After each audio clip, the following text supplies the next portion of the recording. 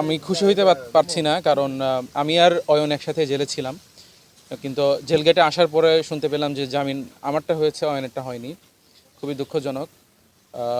কালকে যখন আমরা বিকাল 5টা পেরিয়ে গেল এবং পেরিয়ে যাওয়ার পরও যখনও অয়নকে কোর্টে প্রডিউস করা হলো না, তখন এটা যেটা মুসা ভাই বলছিলেন যে আন্তর্জাতিক আইনের পরিপন্থী, মানবাধিকার পরিপন্থী, সেটার বিপক্ষে আমি একটি সংবাদ সম্মেলনে ডাক দিই এবং ডাক দেওয়ার পরে সেখান থেকে আমি সংবাদ সম্মেলন করতে গেলে সেখান থেকে পুলিশ আমাকে অ্যারেস্ট করে। এবং যেটি মুসা ভাই যথার্থই বলেছেন যে আমাদেরকে, ইভেন আমাকেও, মানে অয়নের ব্যাপারটা তো কমপ্লিটলি এটা তো আপনারা জানেন, আমাকেও এমনভাবে করছেন। আমাদের আইনজীবী ছিলেন ইসমাইল ভাই, ওনাকে সময় দেওয়া হয়নি। আমাকে যখন এখানে আনা হয়েছে তখন উনি বেল পিটিশনের জন্য আবেদন করার জন্য বলে গেছেন, কিন্তু আমি যখন জিজ্ঞেস করছি আমার আইনজীবী আসার কথা, বলছেন আপনার কোনো আইনজীবী আসে নাই। সো কমপ্লিটলি মিথ্যা তথ্য আমাকে দেওয়া হয়েছে এবং তারপরে আমাকে জেলে নিয়ে যাওয়া হয়েছে। তো আমি এই যে ঘটনা, এটা তো হচ্ছে আমাদের সাথে, এটা জাস্ট বলা যেতে পারে খুব কমই হয়। তো সেখানে সাধারণ নাগরিকদের অবস্থা যে কতটা করুণ এবং তাদেরকে কতভাবে আজকে জেলের মধ্যে, জেলের কর্মকর্তা, জেল পুলিশ যারা আছে, তারাই আমাকে বলতেছে যে ভাই আপনাদের তো একটা প্রভাব আছে, নানা কারণে আপনি স্বল্প সময়ের মধ্যে বের হইতে পারতেছেন, কিন্তু অনেককে পুলিশ জাস্ট তুলে এখানে দিয়ে যায়, নিরাপরাধ মানুষ, তাদের মানে কেউ নাই, তাদেরকে এই বের করার মতো তাদের কোনো সহায়তা নাই। তো এই ব্যাপারগুলো আসলে আমরা আসলে জাতির সামনে এই জায়গাগুলো স্পষ্ট করতে চাই। তো আমাকে শারীরিকভাবে লাঞ্ছনা করা হয়নি, তবে যখন আমাকে অ্যারেস্ট করা হয় তখন আমার সাথে অবমাননাকর আচরণ পুলিশ করেছে। আপনারা দেখেছেন আমার হাত থেকে তারা ফোন কেড়ে নেয় এবং তারা অনেকটা তুই তোকারের মতো করে আচরণ করে, যেটা আমার লাইভে আছে, আপনারা দেখেছেন। এবং লাইভটা শেষ হওয়ার পরেও কিছুটা আমাকে যখন পুলিশের গাড়িতে তুলে দেওয়া হয়, আমাকে পিছন থেকে অনেকটা মানে অবমাননাকরভাবেই পেছন থেকে ধাক্কা দিয়ে যে ওঠ গাড়িতে ওঠ, এই টাইপের একটা ব্যবস্থা। আমি তো উঠতেছি, আমি তো কমপ্লিটলি তাদের সাথে কোঅপারেট করতেছিলাম, স্টিল কোঅপারেট করার পরেও যে এক প্রকার ফোর্স বিহেভিয়ার আমার সাথে করা হয়েছে। সো এটা অবশ্যই নিন্দাযোগ্য। আপনারা জানেন জাতীয় নাগরিক পার্টি এনসিপির কেন্দ্রীয় যুগ্ম সদস্য সচিব জনাব তারেক রেজা, তিনি ঝিনাইদহের ছাত্রদলের কর্তৃক দায়েরকৃত একটি পাল্টাপাল্টি বানোয়াট মামলায় তাকে গ্রেফতার করা হয়েছিল গতকালকে বিকালে।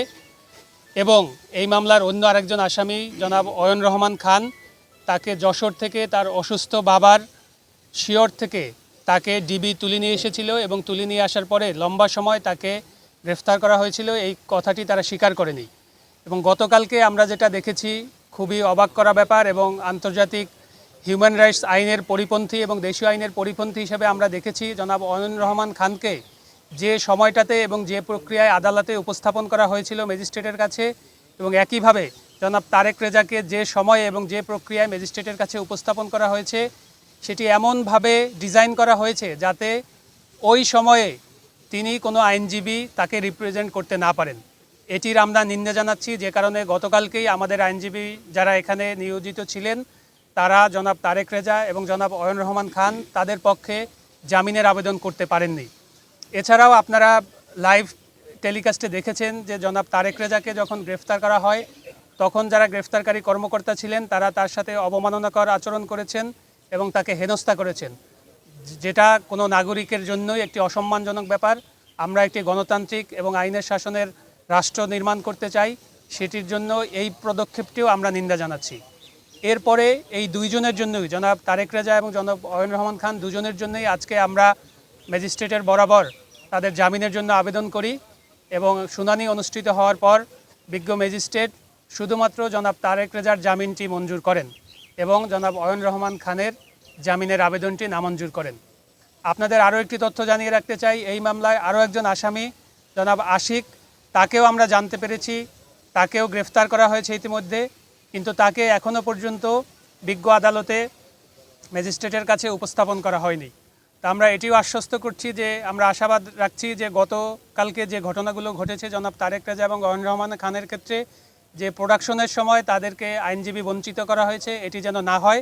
এবং আজকে আমরা ঢাকা থেকে যে আইনজীবী টিম এসেছি এবং আমাদের এখানকার যে স্থানীয় আইনজীবী মহোদয়বৃন্দ রয়েছেন, আমরা আজকে সবাই জনাব আশিককে আদালতে উপস্থাপন পর্যন্ত আমরা এখানে অপেক্ষা করব, যাতে তিনি কোনোভাবেই প্রতিনিধিত্বহীন অবস্থায় না থাকেন, এবং আজকেই আমরা তারও জামিনের শুনানির চেষ্টা করব।